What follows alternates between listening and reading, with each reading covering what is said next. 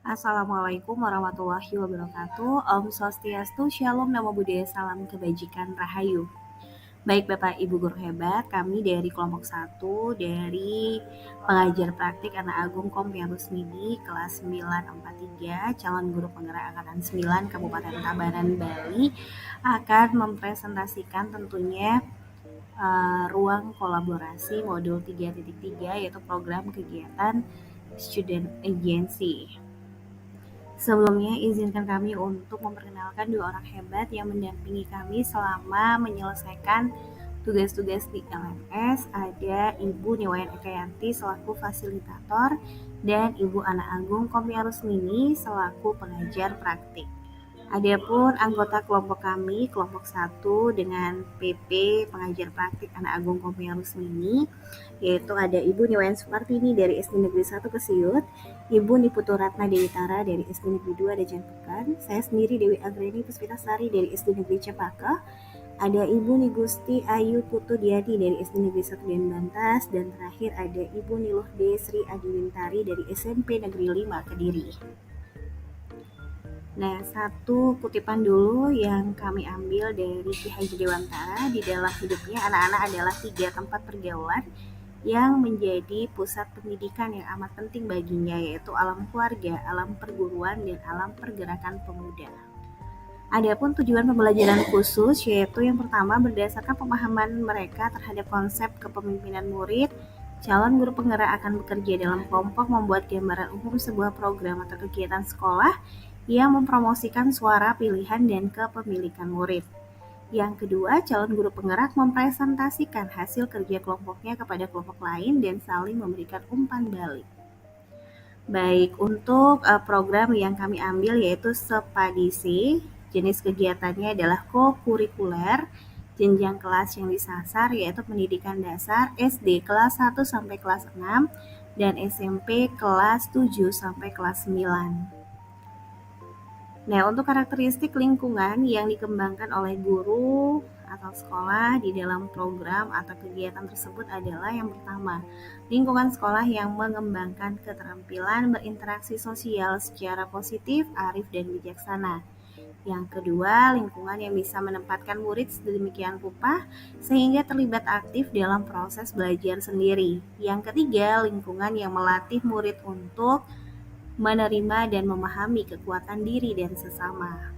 Baik, untuk yang pertama, lingkungan sekolah yang mengembangkan keterampilan berinteraksi sosial secara positif, arif, dan bijaksana, yaitu contohnya memberikan apresiasi kepada siswa yang sudah memimpin senam. Untuk yang kedua, lingkungan yang bisa menempatkan murid sedemikian rupa sehingga terlibat aktif dalam proses belajar sendiri, yaitu contohnya memberikan keleluasaan kepada murid dalam memilih peran, baik sebagai pemimpin gerakan atau koordinator senam.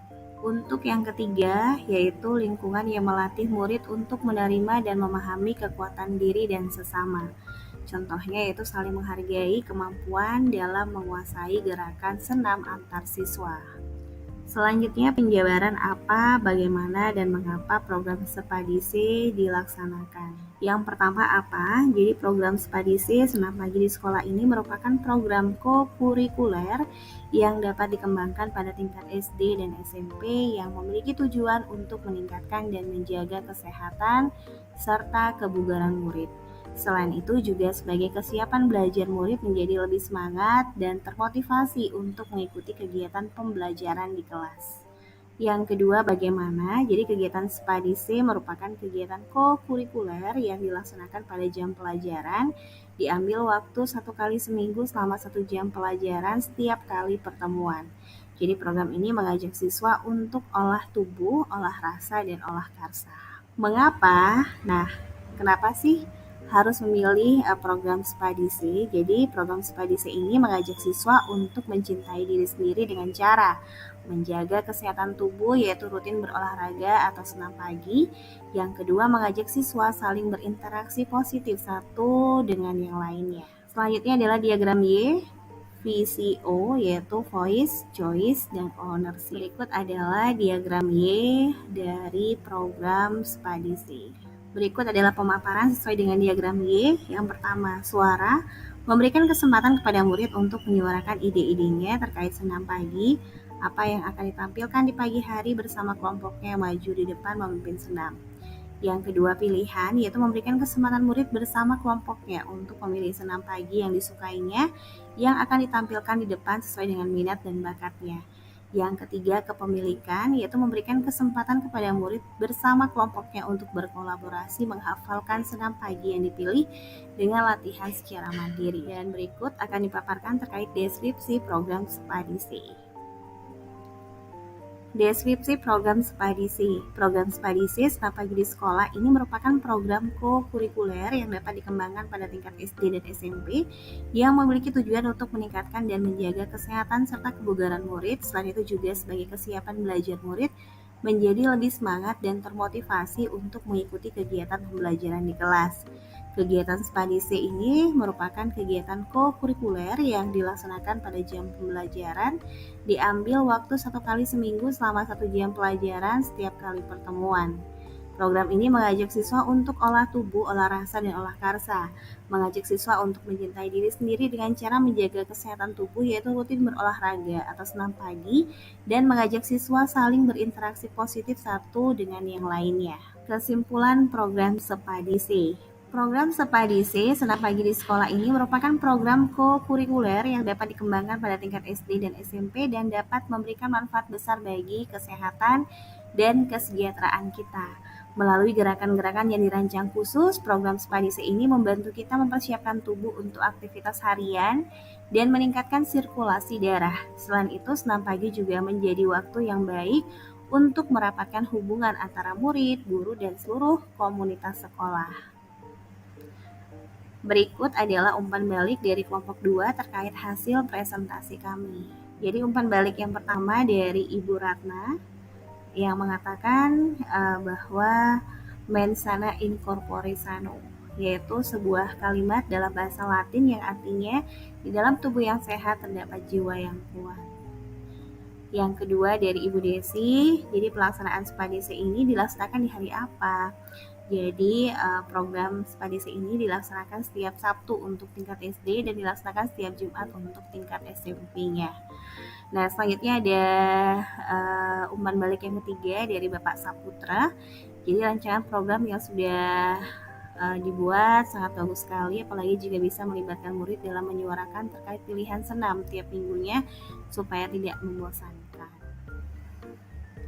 Umpan balik yang keempat yaitu dari Bapak Suryanta. Jadi dikatakan nanti bisa ditambahkan perencanaan kegiatan terkait hari pelaksanaan. Jadi sudah disampaikan juga terkait pertanyaan yang disampaikan tadi oleh Bu Desi bahwa kegiatan Spdc ini dilaksanakan setiap Sabtu untuk tingkat SD dan dilaksanakan setiap Jumat untuk tingkat SMP. Yang terakhir dari Bu Cindy, bagaimana pelaksanaan senam jika lahan sempit? Jadi bisa diambil alternatif atau mengambil inisiasi dengan mengadakan sesi senam yaitu kelas 1-2 sesi 1, kelas 3-4 sesi 2, dan kelas 5-6 sesi 3 seperti itu. Baik, selanjutnya adalah penguatan dari Ibu Fasilitator Ibu Niwayan Ekayanti SPD MSI. Program yang berdampak pada murid adalah program yang meningkatkan keberpihakan pada murid, yaitu dengan menguatkan yang sudah ada atau spirit, mendorong kebermaknaan atau komitmen, yang terakhir implementasi kepemimpinan murid atau kontekstual. Yang selanjutnya adalah Human Agency Bandura 2006. Jadi yang pertama adalah R ya, refleksi kereflektifan diri atau self reflexiveness. Jadi mereka memiliki kesadaran yang baik akan fungsi dirinya, melakukan refleksi atas efikasi dirinya, kecemerlangan, ketepatan, pikiran, dan tindakannya, serta kebermaknaan dari upaya yang mereka lakukan dalam pencapaian tujuan. Mereka melakukan perbaikan jika diperlukan. Yang kedua adalah A, aksi kereaktifan diri, self-reactiveness. Jadi mereka bukan hanya perencana dan pemikir ke depan, namun juga seorang pengendali diri, self-regulator yang tidak akan duduk diam dan menunggu. Mereka mengkonstruksi aksi atau tindakan yang tepat dan untuk memotivasi serta mengatur eksekusinya. Yang ketiga adalah V, yaitu visi pemikiran ke depan atau forward. Pemikiran ke depan di sini bukan hanya sekedar rencana yang mengarahkan masa depan, namun juga menjadi visi atau representasi kognitif dari visualisasi masa depan sebagai pemandu dan motivasi tindakan-tindakan mereka saat ini. Yang terakhir adalah I, intensi, kesengajaan, intentionality. Bukan hanya niatan tetapi sudah termasuk juga rencana tindakan dan strategi untuk mewujudkannya. Mempertimbangkan keinginan pihak lain sehingga berupaya untuk menemukan niatan bersama dan mengelola kesaling tergantungan rencana. Selanjutnya adalah kepemimpinan murid. Kepemimpinan murid adalah tentang murid yang bertindak secara aktif dan membuat keputusan serta pilihan yang bertanggung jawab daripada hanya sekedar menerima apa yang ditentukan oleh orang lain. Ketika murid menunjukkan agensi dalam proses pembelajaran, yaitu ketika mereka berperan aktif dalam memutuskan apa dan bagaimana mereka akan belajar, mereka cenderung menunjukkan motivasi yang lebih besar untuk belajar dan lebih mampu menentukan tujuan belajar mereka sendiri. Lewat proses yang seperti ini, murid-murid akan secara natural mempelajari keterampilan belajar bagaimana belajar. Keterampilan belajar ini adalah sebuah keterampilan yang sangat penting yang dapat dan akan mereka gunakan sepanjang hidup mereka. Selanjutnya adalah kepemimpinan murid, di mana Alfikon mengatakan, teacher is in control of putting the kids in control. Jadi yang pertama adalah voice, adalah gagasan, pandangan, perhatian, keinginan, kebutuhan yang diekspresikan oleh murid melalui partisipasi aktif mereka di kelas, sekolah, komunitas, dan sistem pendidikan mereka yang berkontribusi pada proses pengambilan keputusan dan secara kolektif memengaruhi hasilnya. Yang kedua adalah choice, yaitu kesempatan yang diberikan kepada murid untuk memilih cara dan proses mereka belajar, serta bagaimana mereka akan menunjukkan pemahaman mereka. Yang terakhir adalah ownership, yaitu saat murid terhubung baik secara fisik, kognitif, atau sosial, emosional dengan apa yang sedang dipelajari, terlibat aktif dan menunjukkan minat dalam proses belajarnya sehingga ia merasa memiliki proses belajarnya. Yang terakhir, quote dari Menteri Pendidikan Mas Nadiem Makarim, be fearless, walau ada rintangan kita bisa melewati itu, semua apapun hambatannya. Dan berikut adalah dokumentasi, rukol, ruang kolaborasi, sesi 1 dan 2, sesi diskusi, dan sesi presentasi modul 3.3, yaitu program pengelolaan program yang berpihak pada murid. Berikut adalah dokumentasi sesi 1 diskusi kelompok, dan ini adalah dokumentasi sesi 2 presentasi kelompok. Baik Bapak Ibu guru hebat dimanapun berada, demikianlah tentunya pemaparan kami terkait hasil diskusi dan juga presentasi ruang kolaborasi modul 3.3, yaitu program kegiatan student agency dari kelompok 1 dengan pengajar praktik Ana Agung Kompiang Rusmini kelas 943, calon guru penggerak angkatan 9 Kabupaten Tabanan Provinsi Bali, ada Ibu Wayan Supartini, Ibu Niputu Ratna Dewitara, saya sendiri Dewi Anggreni Puspitasari, Nigusti Ayu Putudiani, dan Niluh Desri Adiwintari mengucapkan terima kasih banyak dan mohon maaf jika ada kekurangan. Wabillahi taufik wal hidayah. Wassalamualaikum warahmatullahi wabarakatuh. Om Santi Santi Santi Om. Salam sejahtera untuk kita semua. Matur suksema. Terima kasih.